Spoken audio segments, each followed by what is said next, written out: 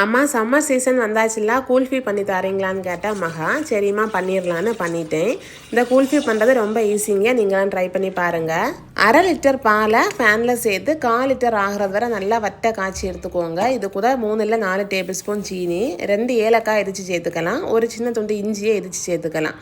அதையும் சேர்த்து நல்லா காய்ச்சிட்டு 1 டேபிள் ஸ்பூன் கார்ன்ஃப்ளவரை தண்ணியில் சேர்த்து நல்லா கரைச்சி ஊற்றிக்கலாம். கார்ன்ஃப்ளவர் அப்படியே பாலில் சேர்த்தாச்சுன்னா கட்டி பிடிச்சிரும்.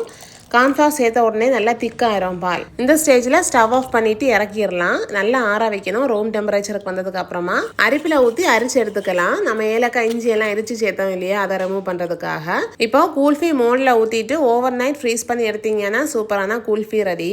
என்னதான் இன்னைக்கு நினச்ச நேரம் வீட்டிலேயே பிள்ளைங்களுக்கு கூல்ஃபி பண்ணி கொடுத்தாலும் நம்ம எல்லாம் சின்ன வயசுல ரோட்டில் வர கூல்ஃபி அண்ணா கிட்ட கூல்ஃபி வாங்கி குடிச்சதா மறக்கவே முடியாது. என்ன மாதிரி நீங்கள் யாரெல்லாம் கூல்ஃபி வாங்கி குடிச்சிருக்கீங்கன்னு கீழே கமெண்ட் பண்ணுங்க. கூல்ஃபியை மோல்ட்லேண்ட் எடுக்கும்போது லைட்டாக தண்ணியில் முக்கிட்டு எடுத்தீங்கன்னா ஈஸியாக வரும். உங்கள் வீட்டு குட்டீஸுக்கும் கூல்ஃபி பிடிக்கும்னா கண்டிப்பாக இதே மாதிரி பண்ணி கொடுங்க. ஹாப்பி ஆவாங்க. அண்ட் இந்த சம்மர் சீசனை என்ஜாய் பண்ணுங்கள். தேங்க்ஸ் ஃபார் வாட்சிங். பை.